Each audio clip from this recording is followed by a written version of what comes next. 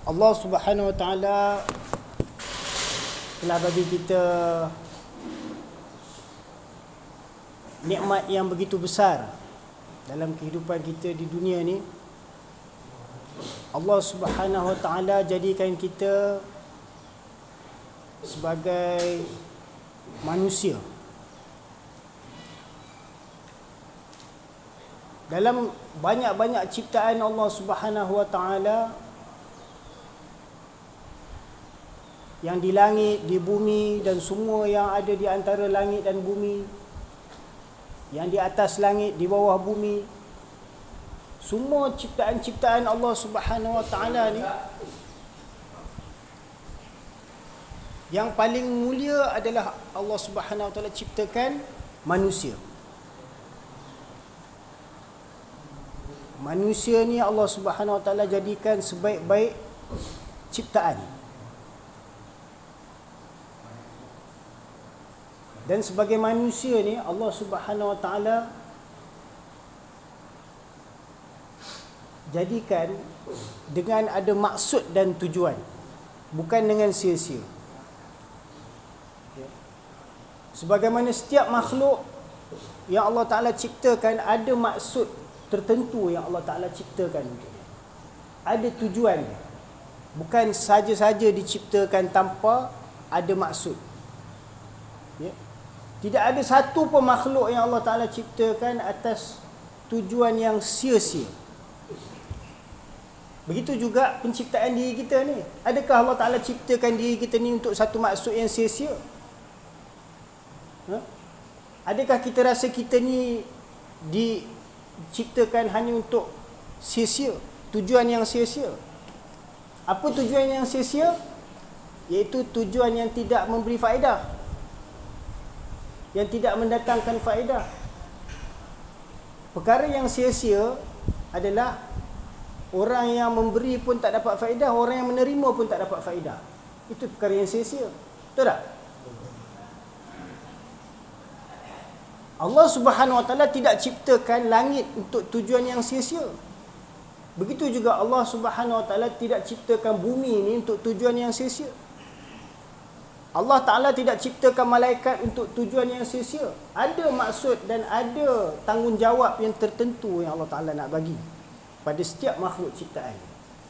Ada tugas-tugas yang tertentu, daripada yang sebesar-besarnya sehinggalah yang sekecil-kecilnya.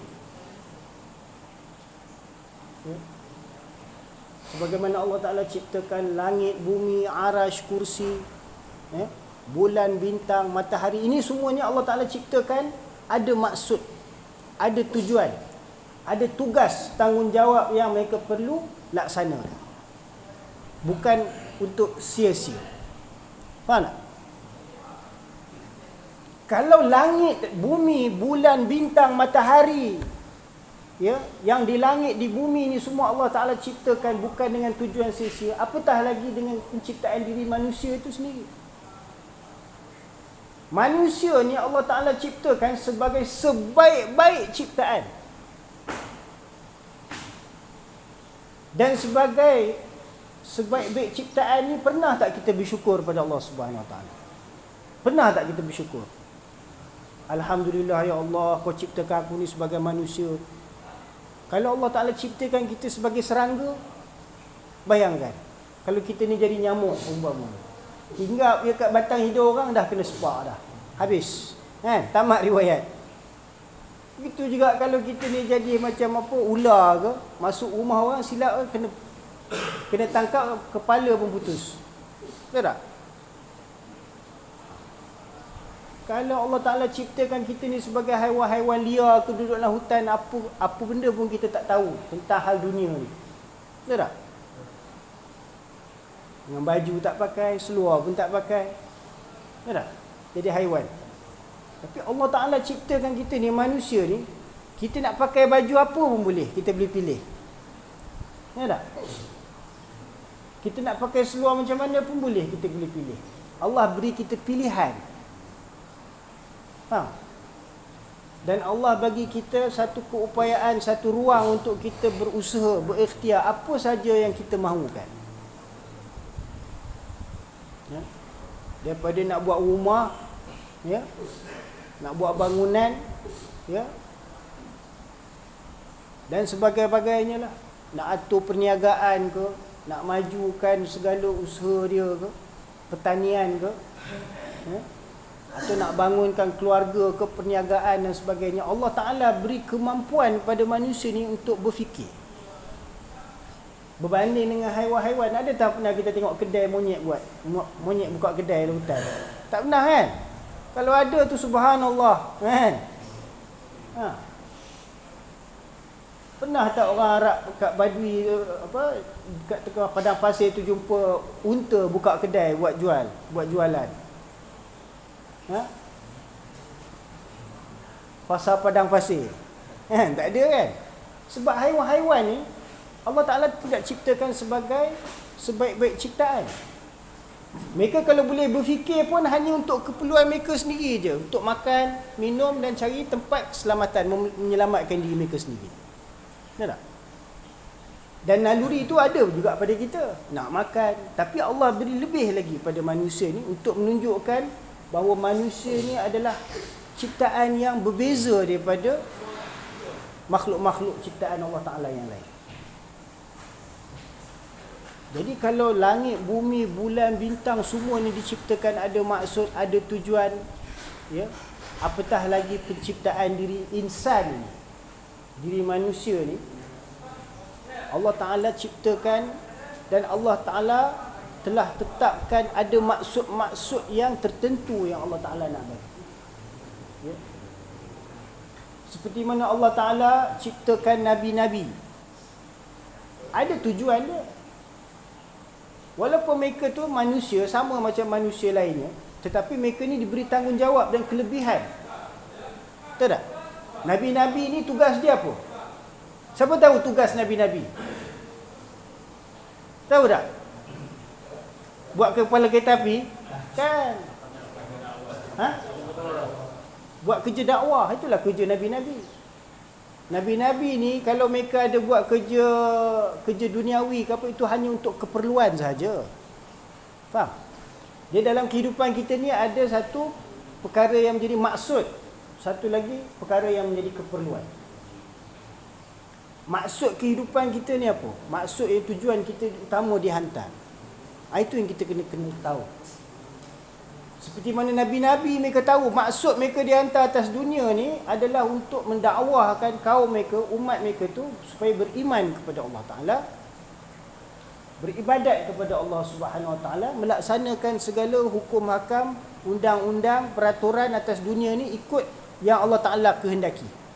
Tak boleh kita nak langgar ikut kepala otak kita sendiri, buat itu kepala otak kita sendiri. Faham tak? Sebab apa? Di dunia ni dia ada peraturan. Faham tak? Macam mana Allah Ta'ala ciptakan kita ni, semuanya mengikut peraturan-peraturan tertentu. Faham tak? Bukannya kita boleh terus-terus ada. Bukan kita boleh terus-terus ada atas dunia ni tanpa ada proses-proses penciptaannya. Faham tak?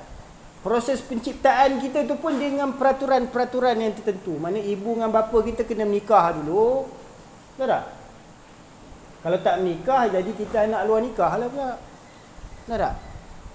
Jadi nak ikut peraturan Allah Subhanahu Wa Ta'ala tu perlu supaya kita mendapat rahmat daripada Allah Ta'ala. Cuba bayangkan kalau orang yang berada dalam keadaan sebagai anak yang di luar nikah, betapa kesusahan yang dia akan alami dalam nak sekolah susah, nak masuk hospital pun susah. Ya, macam-macam urusan lah susah. Sebab apa? Anak luar nikah. Nak nikah nanti pun susah. Betul tak? Sebab kan tak ikut peraturan. Jadi Allah Subhanahu Wa Ta'ala jadikan kita ni sebagai manusia, ada peraturan-peraturan yang dinamakan sebagai syariat, ad-din, agama. Bahasa kita panggil agama lah. Kalau tak ada agama, maknanya kita ni orang yang sesat. Mana orang tak ada panduan, orang tak ada petunjuk, tak ada haluan, tak tahu nak jadi apa, tak tahu nak pergi mana, tak tahu dia ni tak tahu dia tu apa pun tak tahu. Kan? Jadi sebagai manusia, Allah Subhanahu Wa Ta'ala jadikan kita ni sebagai sebaik-baik ciptaan Yang mana itu adalah suatu nikmat yang kita perlu syukuri. Ya. Nikmat kita dapat hidup atas dunia ni, Allah Subhanahu Wa Taala jadikan kita sebagai insan ni, ini makna nikmat ijad, nikmat kejadian. Allah jadikan kita tu sebagai insan, tak sebagai haiwan-haiwan yang lain. Cuba kalau bayangkan sebagai lembu, hari-hari kena tarik hidung, hari-hari kena makan rumput je lah, tak dapatlah makan ayam, kan? Nasi berani ke apa jangan hirap, rumput je lah. Ada berani tak berani kalau nak jadi lembu? Jadi syukur tak kita jadi manusia ni? Kalau kita syukur cakap apa? Alhamdulillah. Ya. Tapi dengan sekali sebut Alhamdulillah tu, ingat cukup ke kita mensyukuri nikmat Allah Ta'ala yang Allah bagi kita hari-hari ni? Tak cukup. Jadi sebagai hamba ni, kita kena memperbanyakkan tanda kesyukuran kita kepada Allah Ta'ala tu, bukan dengan sekadar sebut. Mana? Dia syukur ni adalah amalan hati, dia bukan amalan lidah. Kalau amalan lidah senang, kita boleh nyanyi syukur, syukur, alhamdulillah. Ingat lepas dah? Belum tentu lagi. Betul tak? Kesyukuran tu dia meliputi seluruh anggota tubuh badan kita. Macam mana kita nak mensyukuri nikmat Allah? Adalah dengan kita meningkatkan keabdian kita kepada Allah Ta'ala, kehambaan kita kepada Allah, ketaatan kita kepada Allah. Itu baru tanda kesyukuran. Faham tak? Macam mana satu ketika Nabi SAW sembahyang malam, ya, baginda solat sepanjang-panjang malam tu sehingga bengkak-bengkak kaki baginda. Ada tak yang siapa-siapa di kat sini sembahyang malam sampai bengkak kaki? Ada? Tak ada pun. Nampak? Saya pun tak bengkak kaki. Ya? Sebab kurang sembahyang malam. Sebab kita tak mampu nak sembahyang sepanjang-panjang malam macam Nabi SAW. Ya? Tapi Nabi SAW, dia sepanjang-panjang malam tu dia sembahyang sampai bengkak-bengkak kaki ni. Sahabat bertanya, "Ya Rasulullah, kenapa lagi engkau nak susah sampai sembahyang macam ni? Sepanjang-panjang malam kami pun dah mengantuk, dah flat dah ni, tak boleh nak pergi dah. Sampai bengkak-bengkak kaki ni kenapa ya Rasulullah? Sedangkan dosamu ya Rasulullah yang terdahulu, yang akan datang semua dah diampunkan Allah. Apa lagi yang kau buat ni ya Rasulullah? Kami pun tak boleh nak ikut macam ni ya Rasulullah." Apa Nabi SAW jawab? "Aku hendak jadi hamba yang bersyukur kepada Allah Subhanahu Wa Taala." Itu.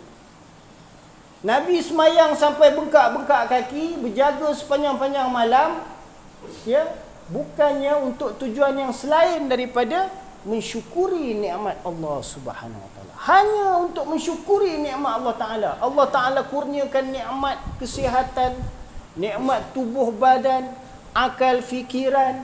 Allah bagi kita kebahagiaan, ada rumah tangga, ada keluarga, ada ibu, ada bapa, ada saudara mara, ada pakcik, ada makcik. Ya, ini semua adalah nikmat daripada Allah Subhanahu Wa Taala. Pernah tak anda kita bersyukur? Ada tak kita pernah bersyukur bahawa kita ni ada saudara mara? Ada tak pernah kita bersyukur kita ni ada keluarga, ada ibu, ada bapa? Pernah tak kita bersyukur? Alhamdulillah lah kalau kita bersyukur. Jadi sebagai tanda kesyukuran kita kepada Allah Subhanahu Wa Taala, kita kena mempertingkatkan, memperbaiki mutu amalan kita. Kalau kita dah sembahyang, kita tingkatkan kualiti sembahyang kita. Ya. Kalau sembahyang kita kurang elok, kita perelokkan sembahyang kita. Kalau sembahyang tu belum cukup khusyuk, kita khusyukkan sembahyang kita. Ya. Kalau bacaan Al-Quran kita masih belum betul, kita perbetulkan bacaan Al-Quran kita. Ya. Kalau baca dalam sembahyang tu masih belum faham apa yang aku sebut, apa yang aku baca, kita pertingkatkan kefahaman kita. Setiap lafaz-lafaz yang kita baca dalam memuji Allah, mensucikan Allah, membesarkan Allah, ini semua kita kena faham. Kalau tidak, kita buat amal ibadat macam burung kakak tua. Burung kakak tua, pernah tengok burung kakak tua? Kita cakap apa, dia boleh cakap balik. Kita ajar dia cakap, dia boleh cakap. Tapi dia faham ke apa dia cakap? Dia tak faham. Ya. Ataupun macam radio player, kaset player. Ya. Dia boleh pasang ceramah Dr. Hamka tu ulang sebiji macam yang tadi. Tapi tanya dia balik, dia tak boleh jawab. Sebab apa? Dia hanya ulang saja. Kita tanya dia pun dia tak boleh jawab. Nampak? Bukan macam tu. Jadi supaya agama ni kita amal dia dengan kita faham. Tahu tak? Jadi tingkatkan kefahaman ilmu agama. Ini adalah fardu ain atas diri kita. Ya? Memahami setiap lafaz-lafaz bacaan yang kita baca dalam solat, ini adalah fardu ain atas diri kita. Ya? Yang dituntut atas diri kita. Ya? Kerana kejayaan manusia hanya dalam agama Allah Subhanahu Wa Taala.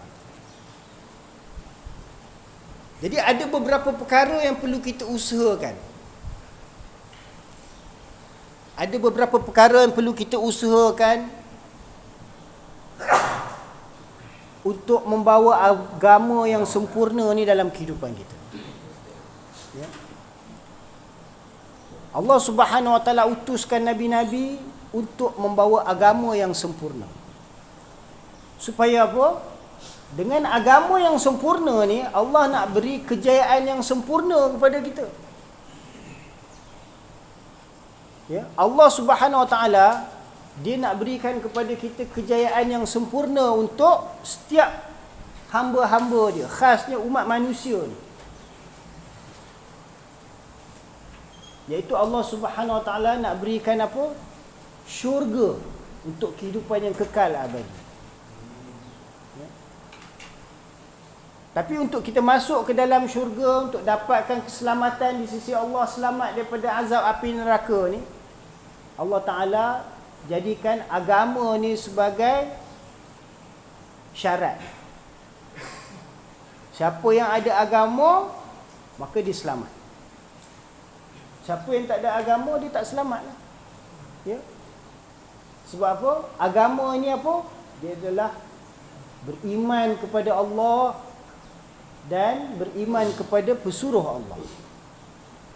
Itu dia punya rumus yang paling utama. Bila kita ucap dua kalimah syahadah, aku bersaksi tidak ada Tuhan selain Allah dan Nabi Muhammad pesuruh Allah, maka kedua-dua perkara ni perlu kita berikan perhatian utama.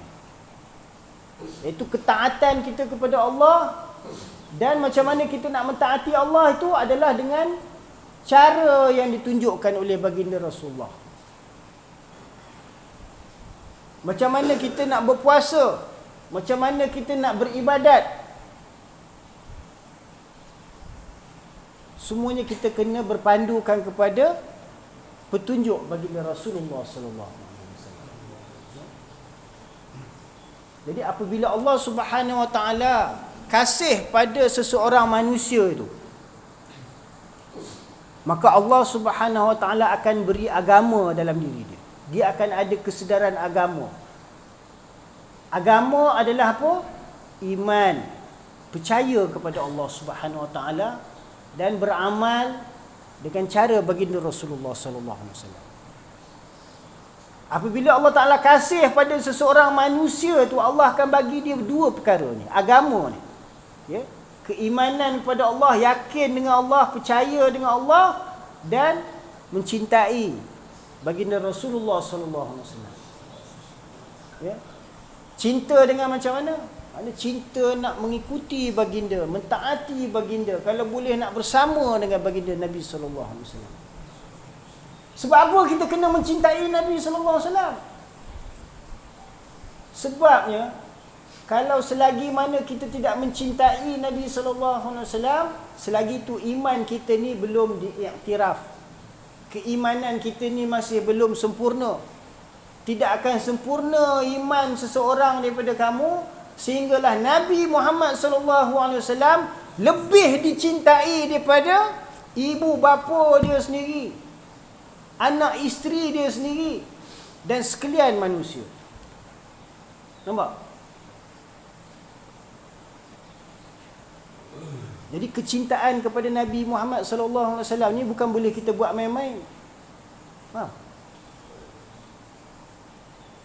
Kecintaan kepada Nabi sallallahu alaihi wasallam ni, dia akan membawa kita supaya taat kepada Nabi sallallahu alaihi wasallam. Bila mana kita dapat mentaati Nabi sallallahu alaihi wasallam, berarti kita mentaati Allah Subhanahu wa taala. Okay? Sebab kita nak mentaati Allah macam mana? Kita pernah nampak Allah Taala cakap kat TV ke apa? Pernah? Tak pernah kan? Kalau Allah Ta'ala perintah dalam Quran tu ada, kita baca yang mana satu perintah Allah. Kita pun tak tahu yang mana satu perintah Allah. Kita baca sama je. Ya tak? Belagu je. Tajwid je kita jaga. Yang tak tahu yang mana satu perintah, mana satu larangan. Ada kita tahu? Kita tak tahu. Sebab kita tak belajar bahasa Arab. Betul tak? Dan kita tak belajar tafsir Al-Quran. Kita tak tahu makna Al-Quran tu. Jadi kerana itu, kita perlu menuruti alim ulama, ya, berpandukan kepada alim ulama, ajaran-ajaran para alim ulama yang menjelaskan isi kandungan kitab Allah, yang menjelaskan segala ajaran-ajaran baginda Rasulullah sallallahu alaihi wasallam. Faham tak? Jadi apabila Allah Taala kasih pada seseorang, Allah akan bagi dia agama ni. Dan Allah akan beri dia kefahaman agama. Kata Nabi sallallahu alaihi wasallam, "Man yuridillahu bihi khairan yufaqihu fid din." Barang siapa yang Allah Taala kehendaki kebaikan atas dia, ya, seseorang yang Allah Taala kehendaki Allah nak bagi dia kebaikan, ya, Allah Taala akan beri dia kefahaman dalam perkara-perkara agama. Nampak? Allah akan beri dia faham dalam perkara-perkara yang melibatkan agama Islam.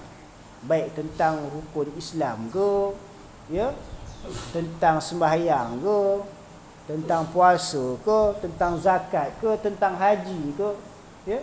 Yakni perkara-perkara yang berkaitan agama Islam tu Allah akan bagi dia faham. Allah akan bagi dia rasa penting untuk dia memahami. Faham tak? Jadi apabila Allah Subhanahu Wa Taala kasih pada seseorang, Allah akan beri dia agama ni.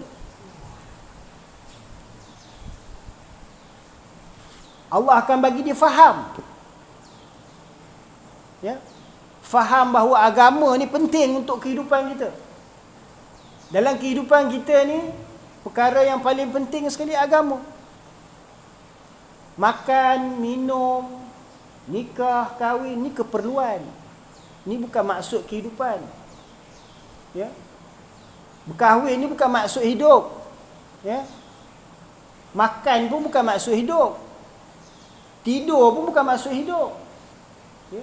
Maksud kita hidup atas dunia ni adalah untuk mentaati perintah Allah Subhanahu Wa Taala dan menuruti syariat baginda Nabi Muhammad sallallahu alaihi wasallam. Kerana Allah Taala dia letakkan kejayaan dalam perkara.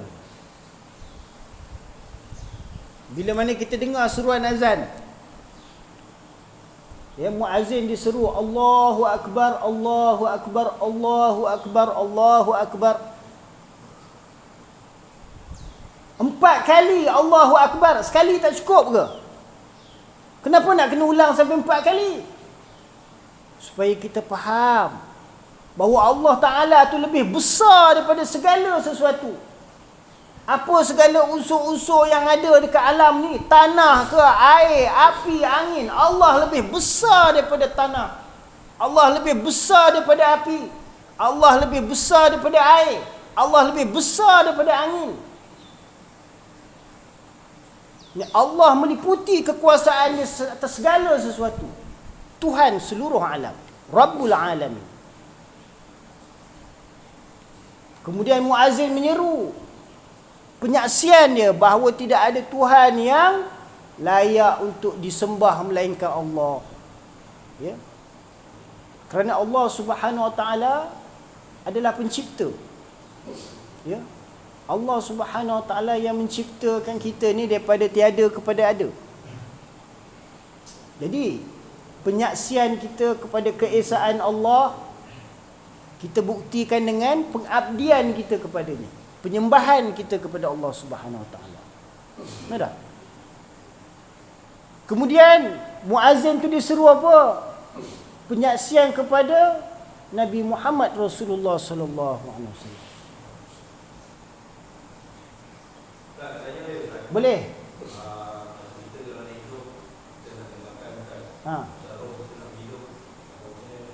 Roh nak hidup. Kalau tubuh badan kita yang bersifat jasmani ni, dia perlu kepada makanan-makanan. Betul tak? Mana kita perlu makan nasi, sayur dan sebagainya, ya? Buah-buahan.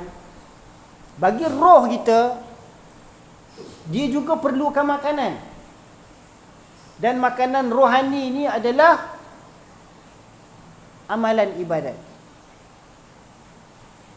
Ya? Sebab tu apabila kita tinggalkan amalan ibadat, maka rohani kita pun akan mulai sakit. Ya? Kesedaran, kecintaan, kepekaan kita kepada perkara agama tu dia akan makin berkurang, makin berkurang. Keimanan kita, yakin kita kepada Allah, yakin kita kepada Nabi, yakin kita kepada kehidupan akhirat, kehidupan sesudah mati ni, dia akan menjadi makin lemah dalam keyakinan kita. Ya? Sebab apa? Sebab iman ni perkara yang ghaib. Agama ni dia berkait dengan perkara yang ghaib, yang perlu kita percaya. Itu satu sudut, iaitu perkara keimanan.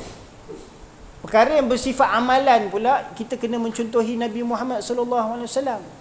Bukan setakat percaya, kena amal, kena taat. Nampak tak? Namun perkara yang berkaitan dengan iman ni, berkaitan iktikad, akidah, kepercayaan, keyakinan kita tu, ya, itu yang perlu dijaga. Kerana itulah makanan rohani. Kalau kita sembahyang pun tapi sembahyang yang lalai, rohani kita tetap sakit juga. Ya. Walaupun tubuh badan kita tonggang-tonggek, rukuk, sujud dan sebagainya, tapi ingatan tu bukannya ingat pada Allah. Dia ingat kepada selain Allah. Jadi itu tidak akan dapat memberi makanan kepada rohani kita. Faham? Jadi makanan rohani ni, intipati dia ibadah yang disertai dengan zikrullah. Perlu ada ingatan. Ingatan yang betul-betul tumpu pada Allah Subhanahu Wa Taala. Sebab tu kalau kita sembahyang tu, kita perlu sembahyang seolah-olah ibadah kita seolah-olah kita melihat Allah Subhanahu Wa Taala. Jikalau tak dapat kita rasakan melihat Allah, kita bawa suatu ahwal keadaan kita tu dalam perasaan bahawa kita sedang diperhatikan oleh Allah Subhanahu Wa Taala. Ya. Jadi bila kita sedang diperhatikan oleh Allah Subhanahu Wa Taala tu, kita sedang membina perhubungan bahawa kita sedang mengingati Allah. Mengingati Allah dengan cara macam mana? Mengingati bahawa dia sedang memandang kepada kita, dia sedang mendengar apa yang kita baca, dan dia mengetahui apa hal keadaan kita. Nampak? Jadi dalam keadaan kita beribadah itu, dia membina takluk perhubungan kita dengan zat yang kita ingati itu, iaitu Allah Subhanahu Wa Taala. Jadi kalau dalam sembahyang, dalam ibadat, kita tak ada ingatan kepada Allah, dia tidak akan memberikan kesan kepada rohani kita. Bahkan akan menambahkan sakit rohani. Ya? Apabila dia sembahyang tu dalam keadaan lalai. Itu yang Allah Subhanahu Wa Taala nyatakan dalam Quran apa? Fawailul lil musallin. Maka neraka, celaka untuk orang-orang yang bersolat. Ya. Satu sebab dia bersolat tu hanya nak menunjuk-nunjuk pada orang. Ya. Lagi sebab dia lalai dalam sembahyang dia. Dalam sembahyang tu dia bukannya ingat Tuhan, dia ingat selain daripada Tuhan. Dia ingat nak makan, dia ingat nak kawan dia ingat nak pergi ke mana-mana, nak pergi jalan, ya. Dia bukannya tumpu ingatan dia kepada Allah Subhanahu Wa Taala. Jadi itu yang perlu kita usahakan dalam memperbaiki mutu amalan ibadat kita. Kerana itu adalah makanan rohani kita. Bila rohani kita ni ada hubungan dengan Allah, tak kiralah menerusi sembahyang ke atau menerusi tilawah Al-Quran ke. Boleh baca Quran kan? Boleh? Ada tak yang tak boleh baca Quran? Tak ada? Ada? Ada juga. Okey, kalau yang tak boleh baca Quran tu, ambil kesempatan belajar dengan rakan-rakan kita yang boleh baca Quran. Ya. Yang dah boleh baca Quran tu, ambil kesempatan untuk ajar rakan-rakan kita yang belum boleh baca Quran. Sebab apa? Sebab Nabi SAW pernah bersabda, khairukum man ta'allama al-Qur'ana wa 'allamahu. Sebaik-baik di kalangan kamu adalah orang yang mempelajari Al-Quran dan dia mengajarkannya. Dalam hadis yang lain, sama ada dia mengajar Quran ataupun dia mengajarkannya. Ya. Tapi kalau nak mengajar mesti kena belajar dulu, betul tak? Jadi lepas dia belajar, dia kena mengajar. Boleh insya-Allah? Jadi apabila kita membaca Al-Quran, Quran ni dia setiap huruf dia tu memberi ganjaran pahala. Ya. Setiap satu huruf yang kita baca tu, dia akan memberikan ganjaran pahala, rahmat daripada Allah Subhanahu Wa Taala. Satu huruf bukan satu rahmat, 10 rahmat. Bayangkan kalau kita sebut alif lam mim, dah berapa huruf dah tu? Dah 3 huruf, dah 30 rahmat Allah Taala berikan. Ya. 30 hasanah pahala kebajikan Allah Taala catat dalam buku amalan pahala kita. Ya. Itu baru kita sebut alif lam mim, belum kita baca bismillahirrahmanirrahim. Berapa huruf ada dalam bismillahirrahmanirrahim? Siapa tahu? Ada 19. Dah 190 pahala Allah Ta'ala catatkan dalam pahala amalan kita. Begitulah apabila kita membaca setiap surah-surah daripada Al-Quran tu, kalau kita baca dalam keadaan tak ada wuduk, satu huruf dapat 10 pahala. Kalau kita baca Al-Quran dalam keadaan berwuduk, dia satu huruf dia tak jadi 10 pahala lagi dah. Dia jadi lebih. Faham? Sebab apa? Kita ada wuduk. Takkan sama kot orang yang baca Quran tak ada wuduk dengan orang yang ada wuduk. Sama ke pahala? Mana boleh sama? Kalau sama tak adil lah. Kan? Dia mesti lebih lagi. Sebab apa? Dia ada wuduk. Kemudian kalau kita baca Al-Quran dengan ada wuduk di luar sembahyang, dia tak sama dengan baca Quran di dalam sembahyang. Faham? Kalau katakanlah di luar sembahyang tu kita baca dalam keadaan tanpa wuduk, satu huruf 10 pahala. Kalau dengan wuduk, dia boleh jadi lipat ganda 20 pahala atau lebih. Ya. Kemudian kalau kita baca dalam sembahyang pula, pahala dia dah tentu lagi lebih. Sebab takkan sama orang yang baca surah Fatihah di luar sembahyang dengan orang yang baca Fatihah di dalam sembahyang. Takkan sama pula pahala dia. Kalau macam tu tak payah sembahyang lah, baca kat luar sembahyang je lah. Betul tak? Jadi pahala membaca Al-Quran di dalam sembahyang, setiap huruf itu Allah akan lipat gandakan lebih lagi berbanding dengan kita baca di luar sembahyang. Ya. Sebab satu huruf 10 pahala tu hanya untuk di luar sembahyang tanpa wuduk. Faham tak?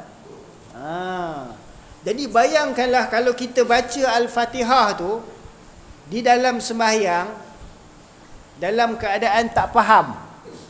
Ya. Nak banding dengan orang yang baca surah Al-Fatihah tu di dalam sembahyang dengan keadaan dia faham. Sama tak pahala? Tak sama lah. Sebab orang yang faham tu Allah bagi dia lebih faham pahala. Ya. ganjaran dia Allah bagi lebih lagi sebab dia faham apa yang dia sebut, apa yang dia baca. Jadi atas maksud tu kita azam insya-Allah untuk faham setiap apa lafaz yang kita baca dalam sembahyang insya-Allah. Ya.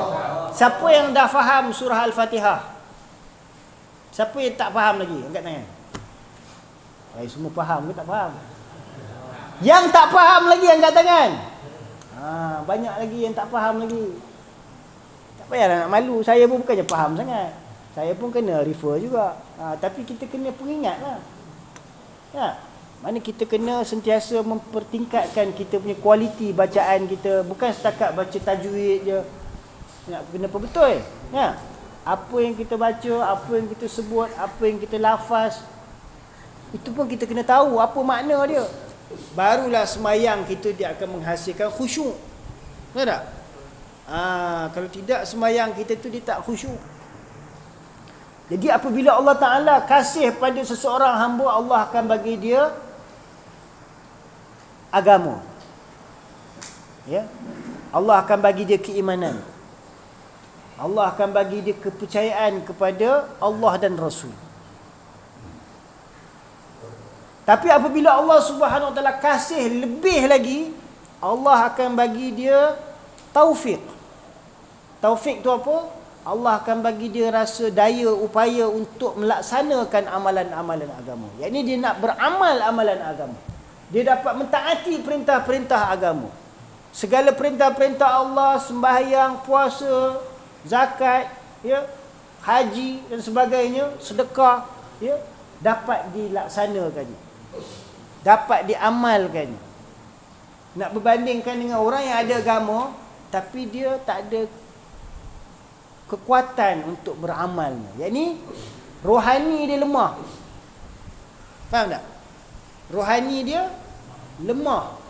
Dia hanya ada agama, iman, percaya, yakin dengan Allah dan Rasulullah sallallahu alaihi wasallam, percaya akhirat ada, ya, syurga neraka ada, dia percaya. Tapi nak melaksana mentaati perintah Allah tu tak ada daya upaya. Ya. Sebab dia tak berusaha ke arah tu. Faham? Ataupun mungkin sebab tiada taufik hidayat daripada Allah Ta'ala lagi. Sebab tiada daya upaya kita nak mentaati perintah-perintah Allah. Kalau tanpa daripada Allah Ta'ala sendiri. Ya. Sebab tu apabila Allah Ta'ala kasih pada seorang hamba tu, ya, selepas dia dah bagi agama, kesedaran iman dan amal tadi, Allah akan bagi dia kekuatan, taufik untuk beramal. Dia dapat jaga semayang dia 5 waktu. Ya, bulan puasa, bulan Ramadan dia dapat jaga sebulan berpuasa. Ya. Bila diberikan kelebihan rezeki, Allah Ta'ala kurniakan kepada dia duit, harta benda, maka dia nafkahkan di jalan Allah, bersedekah. Ya. Bila dia ada kelebihan harta lagi, dia dapat melaksanakan rukun haji. Ya. Bila dia tengok orang susah, dia pun ulurkan sumbangan dia, bagi sumbangan sedekah. Ya. Bila dia tengok orang susah yang kelaparan, dia bagi makan. Ya. Bila dia tengok pelajar-pelajar madrasah nak belajar tak ada duit apa, dia bagi sumbangan pelajaran. Yakni dia dapat melaksanakan tuntutan-tuntutan agama ni. Itu tanda apa? Allah Ta'ala sayang pada dia. Ya. Kita ada setengah orang tu duit banyak, berlambat-lambat, rumah sampai 2-3 tingkat tak cukup lagi, buat sebelah lagi, 4 tingkat lagi. Ya. Tapi nak sumbang di jalan Allah Ta'ala kedekut, bakhil, tak ada taufik. Ya. Tapi kalau belanja untuk tujuan maksiat, pergi karaoke, ya, kalau pergi ke Genting Highland untuk berjudi ke, itu mereka boleh lambakkan duit mereka. Ya. Enjoy, joli sampai tak ingat dunia. Tapi untuk berbelanja di jalan Allah, tidak ada taufik hidayah. Sebab apa? Allah Ta'ala tak suka dengan mereka. Walaupun duit kamu banyak ke, ya, harta kamu banyak ke, 1 sen pun Allah Ta'ala tak terima untuk sumbangan di jalan Allah Ta'ala. Ya. 1 sen pun Allah tak terima sumbangan dia untuk sedekah, infak untuk masjid-masjid. 1 sen pun duit dia Allah Ta'ala tak terima untuk sumbangan kepada pelajar-pelajar agama, pelajar madrasah, pelajar hafiz ke. Ya. Sebab apa? Allah tak suka dengan duit dia, harta dia. Dia cari daripada sumber yang haram, ya, dengan berbagai-bagai syubhat, ya. Jadi Allah Ta'ala tak bagi taufik. Jadi apabila Allah Ta'ala kasih pada seseorang hamba tu, selepas dia dah bagi agama, dia akan bagi taufik dapat amal agama. Jadi kalau macam kita ni, kalau Allah Ta'ala beri kita taufik, kita dapat amal agama, jaga sembahyang 5 waktu, ya, dapat baca Quran, ya, dapat berzikir, dapat beristighfar, dapat berselawat. Ini suatu nikmat yang sangat besar daripada Allah Subhanahu Wa Taala. Ya, yang mana kita kena syukur banyak-banyak kepada Allah Subhanahu Wa Taala. Ya. Sebab kejayaan Allah Taala tidak letakkan dalam harta, pangkat ataupun kedudukan. Allah tak letakkan kejayaan itu dalam kekayaan. Ya. Tapi Allah letak kejayaan itu hanya dalam agama Allah Subhanahu Wa Taala. Kalau Allah Taala letakkan kejayaan itu dalam harta, kedudukan, pangkat, saya Qarun, Firaun, Namrud ni semua lebih berjaya daripada kita. Ya. Tetapi Allah Subhanahu Wa Taala jadikan agama tu sebagai asas untuk berjaya. Jadi tak kira sama ada dia raja ke, hamba ke, lelaki ke, wanita ke, tua ke, muda ke, orang Arab ke, orang Ajam ke, apa saja bangsa, apa saja keturunan dia, selagi mana dia mau beriman kepada Allah dan menuruti syariat Nabi Muhammad Rasulullah sallallahu alaihi wasallam, dia mempunyai peluang dan ruang yang luas untuk mendapat kejayaan daripada Allah Subhanahu Wa Taala. Atas masuk ni semua sedia, insya-Allah. Insya-Allah.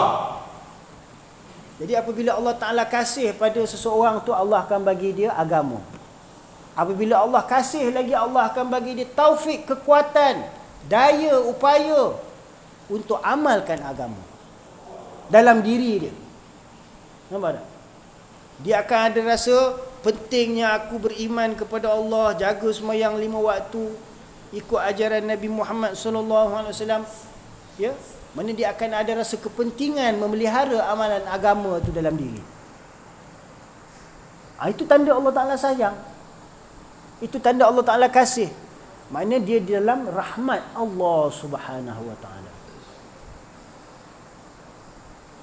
Namun di sana ada satu lagi kedudukan yang mana Allah Ta'ala jadikan untuk orang-orang yang lebih Allah Ta'ala kasih lagi. Siapa? Apabila Allah Ta'ala lebih kasih lagi pada seseorang tu, bukan setakat dia bagi agama je, bukan setakat dia bagi kekuatan taufik amal agama saja, tapi Allah Ta'ala akan bagi dia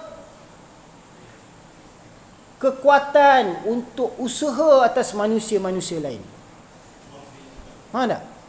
Mana dia akan ada risau, bimbang, macam mana nak bawa manusia-manusia lain juga kepada Allah Subhanahu Wa Taala. Faham?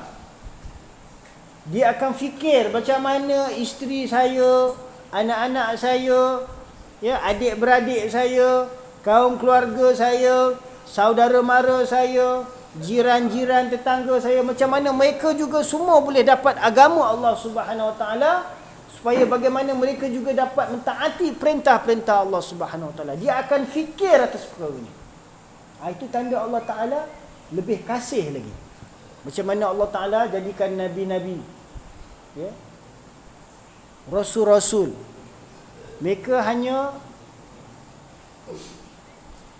ditugaskan untuk menyeru kaum mereka. Nampak? Jadi apabila Allah Subhanahu Wa Taala kasih pada seseorang tu, Allah Taala akan bagi dia tanggungjawab, amanah. Ya? Macam nabi-nabi, rasul-rasulnya Allah bagi dia amanah, bukan setakat amanah agama, amanah untuk amal agama, tapi amanah untuk mendakwahkan agama. Nampak? Itulah para nabi, para rasul. Yang mana Allah Ta'ala utus setiap nabi-nabi dan rasul ni untuk tugas dakwah. Bukan tugas meniaga. Ya? Bukan tugas untuk tanam, cucuk tanam, buat pertanian. Ya? Kalau ada pun nabi-nabi cucuk tanam, pertanian ke meniaga ke, itu untuk keperluan hidup. Betul tak? Macam kita pun perlu bekerja. Betul tak? Untuk dapatkan duit belanja. Ya? Nak bayar bil itu, bil ini. Betul tak? Jadi para nabi pun ada juga keperluan hidup mereka. Ada yang bekerja tukang besi, ada tukang jahit, ada. Ya? Yang bertanam, bercucuk tani pun ada, berniaga pun ada. Ya? Ada yang jadi raja pun ada. Ya? Tetapi maksud utama nabi-nabi, rasul-rasul diutus oleh Allah Subhanahu Wa Taala adalah atas maksud apa? Dakwah ilallah, mengajak manusia kepada Allah Subhanahu Wa Taala. Apabila Allah Subhanahu Wa Taala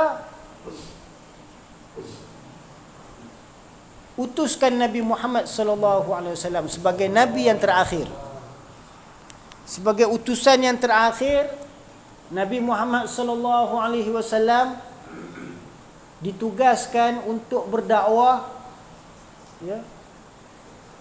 Bukan kata untuk ahli keluarga dia saja.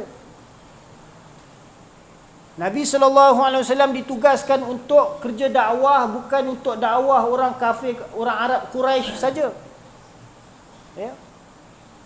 Nabi sallallahu alaihi wasallam diutuskan untuk kerja dakwah, bukan untuk mendakwahkan orang Mekah sahaja. Faham? Nabi sallallahu alaihi wasallam diutuskan untuk kerja dakwah, bukan untuk orang Arab sahaja. Ya. Sebaliknya Nabi sallallahu alaihi wasallam diutuskan untuk seluruh umat manusia, rahmatan lil alamin. Nabi sallallahu alaihi wasallam diutuskan untuk seluruh umat manusia. Tak kira dia daripada bangsa Arab ke ataupun Ajam ke, yang bukan Arab ke, Nabi diutus untuk semua. Nampak tak? Tapi Allah Subhanahu Wa Taala jadikan Nabi sallallahu alaihi wasallam itu untuk satu tempoh yang sangat singkat. 63 tahun. Patut hidup 1400 tahun lah sampai sekarang. Betul tak? Kan? Kenapa Nabi SAW hidup usia yang sangat singkat, 63 tahun?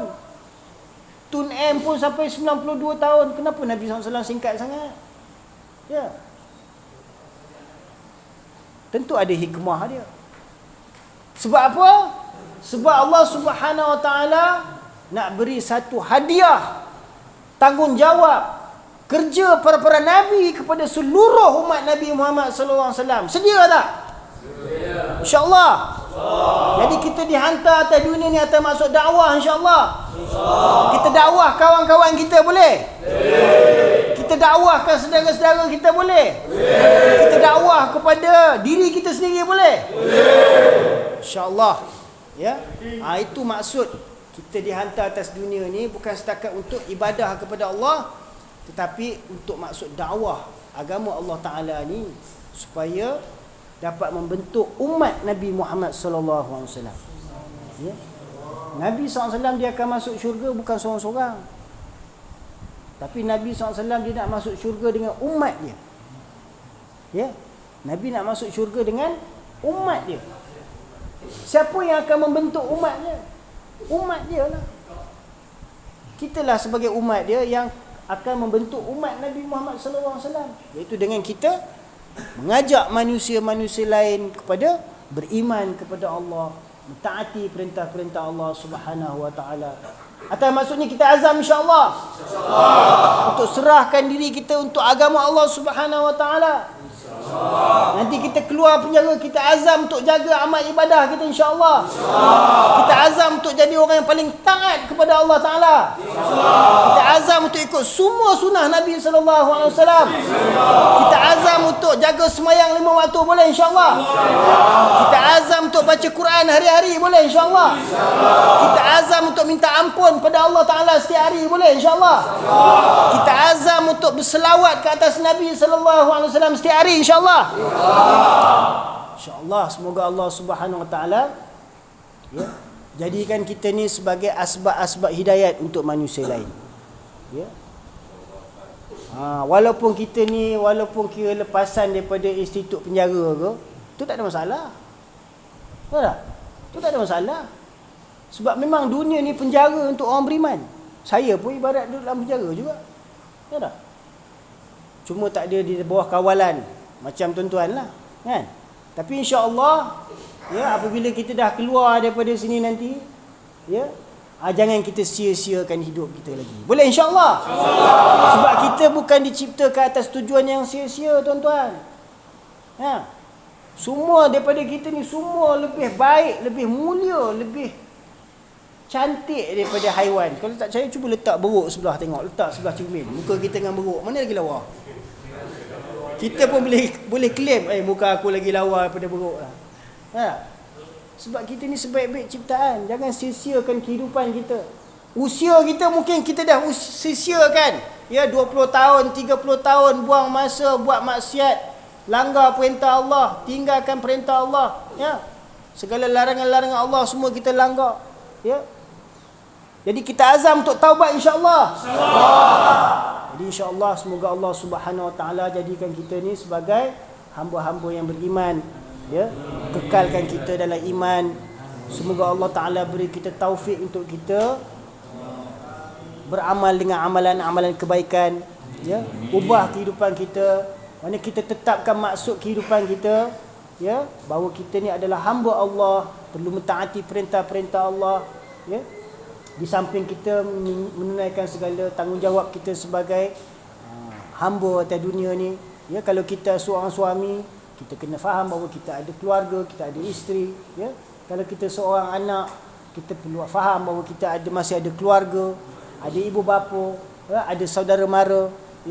Yang mana ini semua adalah umat Nabi Muhammad sallallahu alaihi wasallam, yang mana kita perlu ada jaga perhubungan dia, supaya kita dapat memperingatkan antara satu sama lain, berdoa untuk satu sama lain. Kita tak boleh doa hanya untuk diri kita sahaja. Kita tak boleh terlalu mementingkan diri kita, hanya doa untuk diri kita sahaja. Kita perlu doa juga untuk keampunan ibu bapa kita. Betul tak? Begitu juga kita perlu doa keampunan untuk seluruh kaum muslimin, muslimat, mukminin, mukminat, yang masih hidup ke ataupun yang sudah mati. Tak kira sama ada kita kenal ke tak kenal ke. Sebab saudara Islam kita ni muslimin, muslimat, di seluruh alam ni sampai ke hari kiamat. Sama tak? Begitu besarnya jaringan persaudaraan kita ni sebagai umat Islam. Kata Nabi SAW, umat Islam tu dia seumpama satu tubuh badan. Sepatutnya dia perlu ada perasaan seperti satu tubuh badan. Kalau satu bahagian daripada tubuh badan tu sakit, maka dia akan merasai juga kesakitan tu. Macam mana hari ni kita dalam menghadapi satu situasi di mana saudara-saudara kita di Palestin dizalimi, dizalimi oleh orang Zionis Israel, dan ditembak, dibom, dihalau daripada rumah. Jadi atas hal keadaan ini kita perlu sama-sama doakan kesejahteraan untuk mereka. Minta Allah Ta'ala berikan nusrah bantuan kepada mereka, kerana mereka dalam keadaan yang sangat darurat, dikepung tanpa ada bantuan keperluan asas, elektrik, air dan sebagainya. Jadi kezaliman ni kita doakan semoga Allah Ta'ala hapuskan. Kita doakan semoga Allah Ta'ala selamatkan saudara-saudara kita yang di dalam kesusahan. Tak kira walau di mana juga mereka berada, insya-Allah. Ya. Baik, dalam kesempatan ni ada apa-apa siapa nak tanya soalan? Ada siapa-siapa nak tanya?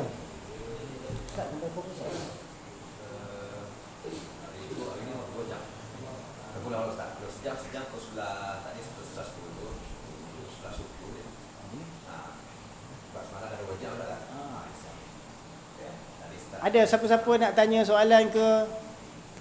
Tadi saudara kita tu dia tanya roh tu dia nak makan apa? Roh ni dia perlu makan zikir lah. Ya, banyakkan zikir, banyakkan ibadat lah, baca Quran. Takbir, bertasbih, bertahmid, istighfar, selawat, tu semua makanan rohani belaka. Ya. Macam kita makan lah. Kalau makan nasi putih beras je, kita pun boring ke tak? Kawan-kawan nak ada cincaluk ke, sambal ke, ulam ke, budu ke, kari ke, sambal masak pedas ke apa, baru sedap campur kan. Baru dia selera kan. Begitu juga zikrullah, makanan rohani ni, jangan kita subhanallah saja, campur alhamdulillah sekali, Allahu akbar, istighfar, selawat, dia kena seimbang lah. Ikut kita punya suka ya. Jadi sebanyak-banyaknya. Jadi untuk orang beriman ni, Allah bagi dia keupayaan untuk rohani dia tu makan sebanyak-banyaknya. Selagi kamu larat, makanlah. Kalau jasmani ni dia ada had. Walaupun Allah suruh makan, kulu washrabu, makanlah, minumlah, tapi dia ada had. Nampak? Sampai saat tertentu kita makan, kita dah sengkak perut, tak boleh makan dah. Ya. Sampai satu hal keadaan kita tu, kita minum pun dah tak boleh nak masuk lagi dah. Ya tak? Sebab apa? Makanan yang bersifat jasmani, dia ada had, dia ada batas. Ya. Tapi kalau makanan rohani dia tidak ada had dan tidak ada batas. Ya. Makanan rohani ni tidak ada had dan tidak ada batas. Masuk. Ya. Kalau makanan rohani ni kita boleh makan sebanyak-banyaknya. Ya. Kalau nak baca Quran tu, nak baca khatam satu hari 30 juzuk pun boleh. Ya. Kalau ada lebih masa nak khatam sampai 2 kali pun boleh, tak ada masalah. Ya. Kalau zikir tu, kalau satu hari 1000 kali, boleh pergi 2000, 3000 ke 4000, 5000 ke 24000 ke, tak ada masalah. Sebanyak-banyaknya pun tak ada masalah. Ya. Itu makanan rohani. Boleh hazam insya-Allah. Insya-Allah. Sambil berdiri, sambil duduk, sambil baring, setiap waktu, setiap keadaan kita berzikir, ingat dalam hati, ingat Allah, Allah. Boleh insya-Allah. Insya-Allah. Sama ada wuduk ke, tak ada wuduk ke, baru terkentut ke, baru ambil air semayang ke, kita ingat Allah dalam hati insya-Allah. Insya-Allah, mudah-mudahan Allah Taala. Ada apa-apa nak tanya? Ustaz, saya nak tanya Ustaz.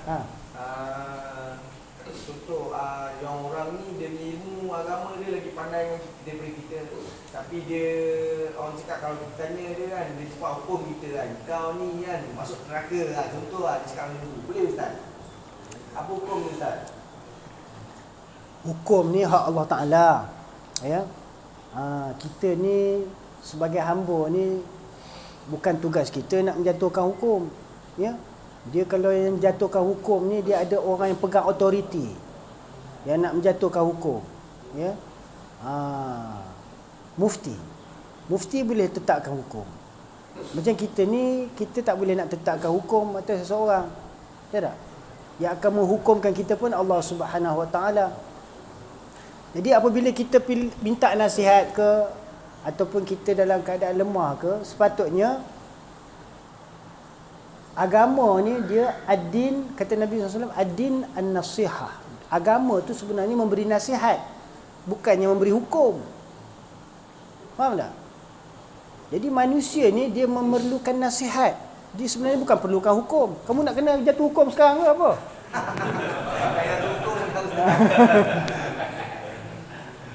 Tak? Kita perlukan nasihat. Betul tak? Jadi hukum dia kena bagi nasihat lah.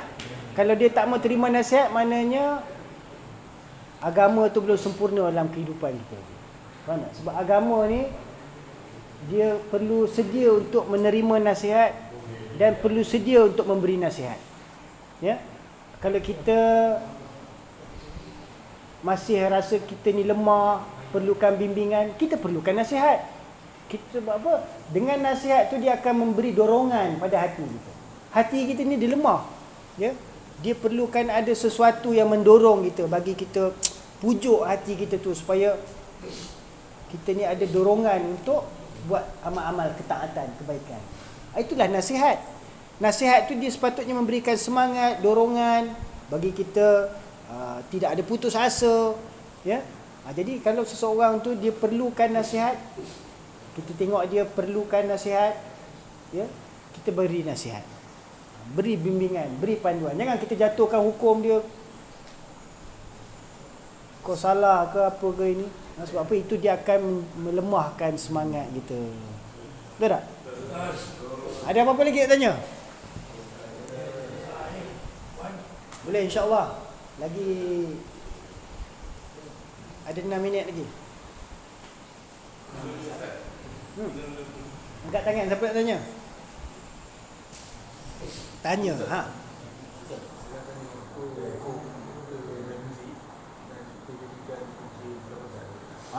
Hukum lagi. Saya kena jatuhkan hukum dah pula. Hukum lagi. Jadi macam hakim lah pula. Kan? Dia sebenarnya main muzik ni, dia perkara yang harus. Faham tak? Sebab apa? Kita ni manusia. Haiwan dia tak boleh main muzik. Betul tak? Haiwan ada tak haiwan main muzik?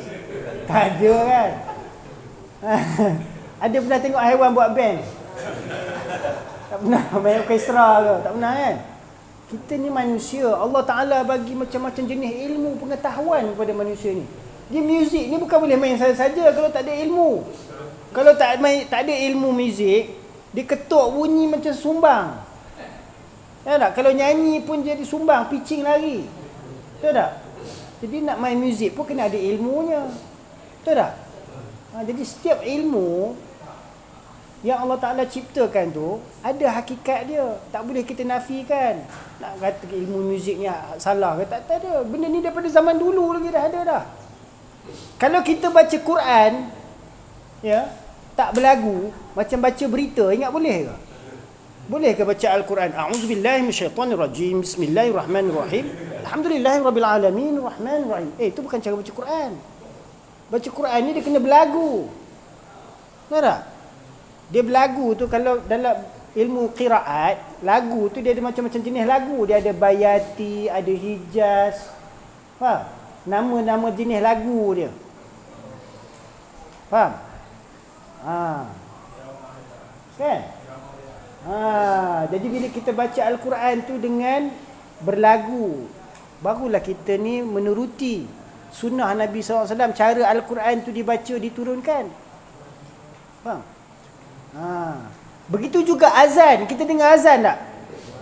Cuba kalau azan tu, muazzin tu dia baca Allahu Akbar, Allahu Akbar, asyhadu an la ilaha illallah, asyhadu an la. Sedap kita nak pergi, aku nak pergi masjid pun aku macam tak syok lah. Muazzin ni apalah azan macam ni, tak fun tu lah kan. Kita pun jadi macam tak syok tak nak pergi masjid kalau sini punya azan, apa punya azan macam ni. Betul tak? Tapi cuba kalau muazzin tu Allahu Akbar, Allahu Akbar. Siapa muazzin ni? Aku nak tengok lah. Kita nak pergi. Gairah tak? Jadi dalam agama ni, pembacaan Al-Quran, baik ketika azan, dia sebenarnya ada kaitan dengan ilmu muzik juga. Faham tak? Dia ada kaitan, tapi tak adalah kita kata itu ilmu muzik. Dia dalam bahasa dia istilah dia lain, ilmu qiraat, ilmu tajwid. Ya tak? Tapi dia merujuk kepada benda yang sama juga, supaya kita baca tu dengan nada yang betul, dengan kadar yang betul. Ya tak? Ataupun kalau nak improvise tu, maknanya kita dengan lagu-lagu, dia ada macam-macam jenis lagu, ada bayati, hijaz dan sebagainya, ya, qurb dan sebagainya. Jadi itu semua adalah ilmu yang tak boleh kita nafikan. Jadi macam manusia ni, dia Allah Ta'ala kurniakan macam-macam jadi ilmu pengetahuan, ya. Selagi yang mana alim ulama bersepakat mengharuskannya, maka tidak ada masalah, tidak jatuh haram perkara itu. Faham tak? Melainkan kalau kita gunakan untuk tujuan yang haram. Ya.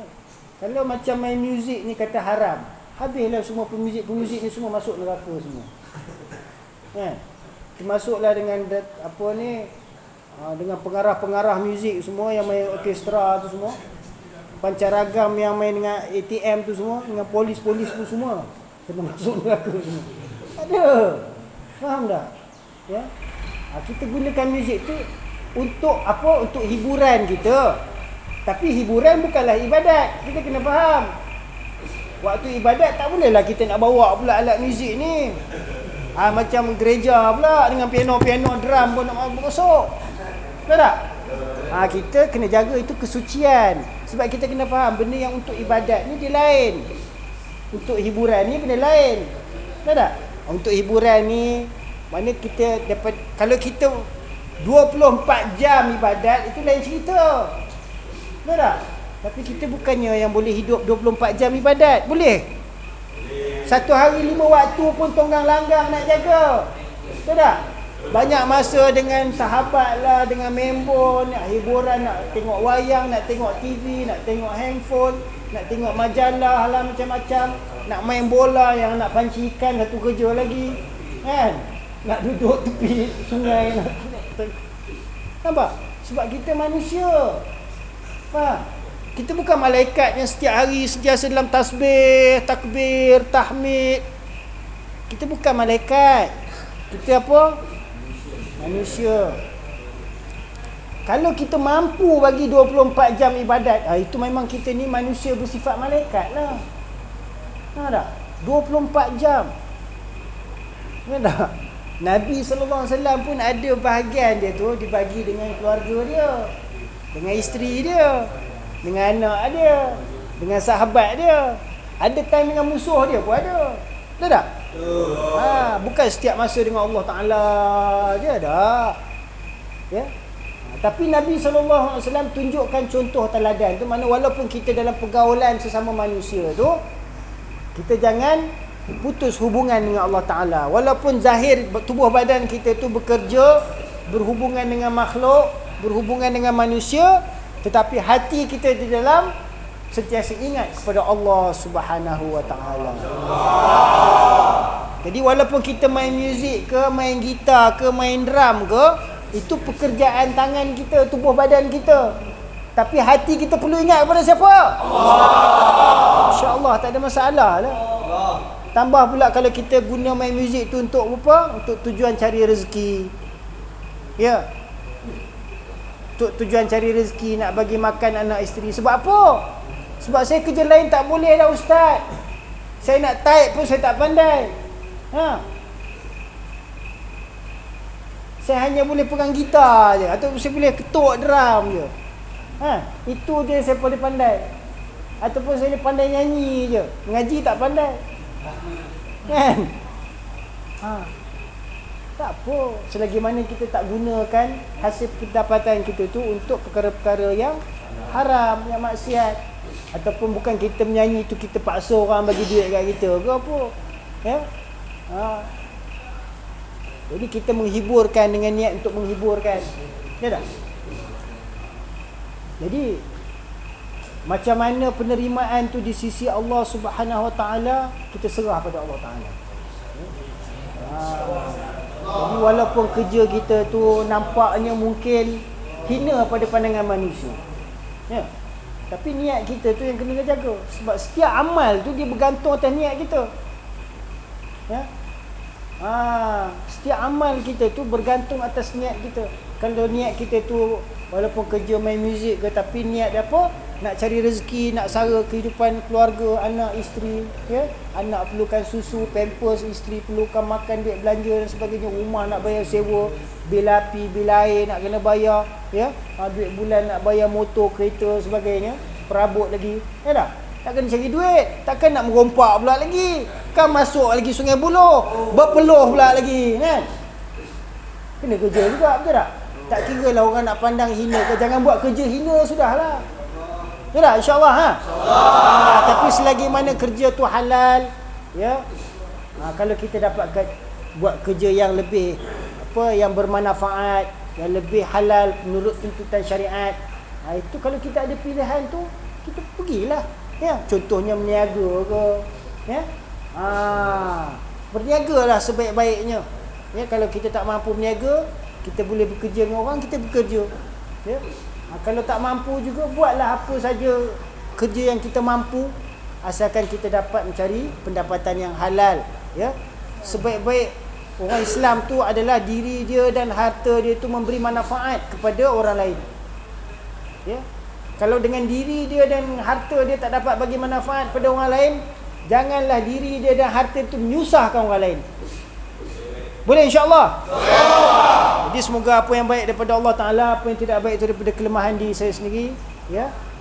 Semoga kita dapat ambil manfaat daripada apa tazkirah yang kita dengar pada hari ini, ya. Khasnya saya peringatkan diri saya sendiri dan tuan-tuan, insya-Allah semoga Allah Subhanahu Wa Taala memberi kita rahmat, ya. Sebelum kita akhiri ini, kita doa insya-Allah. A'udzubillahi minasyaitonirrajim. Bismillahirrahmanirrahim. Alhamdulillahi rabbil alamin, wassalatu wassalamu ala asyrafil anbiya'i wal mursalin wa ala alihi wa sahbihi ajma'in. Allahumma salli ala sayyidina Muhammad wa ala ali sayyidina Muhammad. Allahumma anfa'na bima 'allamtana wa 'allimna ma yanfa'una wa zidna ilma. Rabbana zidna ilma, Rabbana zidna ilma. Ya Allah, ya Tuhan kami, Kau ampunkanlah segala dosa-dosa kami. Kau ampunkanlah dosa kedua ibu bapa kami. Kau ampunkanlah dosa sekalian guru-guru kami. Dan Kau ampunkanlah dosa seluruh kaum muslimin muslimat, mukminin dan mukminat yang masih hidup maupun yang sudah mati. Ya Allah, Kau ampunkanlah dosa seluruh umat Nabi Muhammad sallallahu alaihi wasallam. Ya Allah, Kau rahmatilah seluruh umat Nabi Muhammad sallallahu alaihi wasallam. Ya Allah, Kau bantulah seluruh umat Nabi Muhammad sallallahu alaihi wasallam yang lemah, yang dhaif, khasnya yang berada di Gaza, Palestin. Kau berilah nusrah, bantuan mengatasi orang-orang yang zalim. Kau hancurkanlah segala kejahatan orang-orang kufar dan musyrikin, orang-orang Zionis Israel dan orang-orang yang jahil. Ya Allah, berikanlah keselamatan kepada seluruh umat muslimin, kejayaan di dunia dan di akhirat. Rabbana atina fid dunya hasanah wa fil akhirati hasanatan wa qina azaban nar. Wa sallallahu ala sayyidina Muhammadin wa ala alihi wa sahbihi ajma'in. Subhana rabbika rabbil izzati amma yasifun wa salamun ala al mursalin walhamdulillahi rabbil alamin.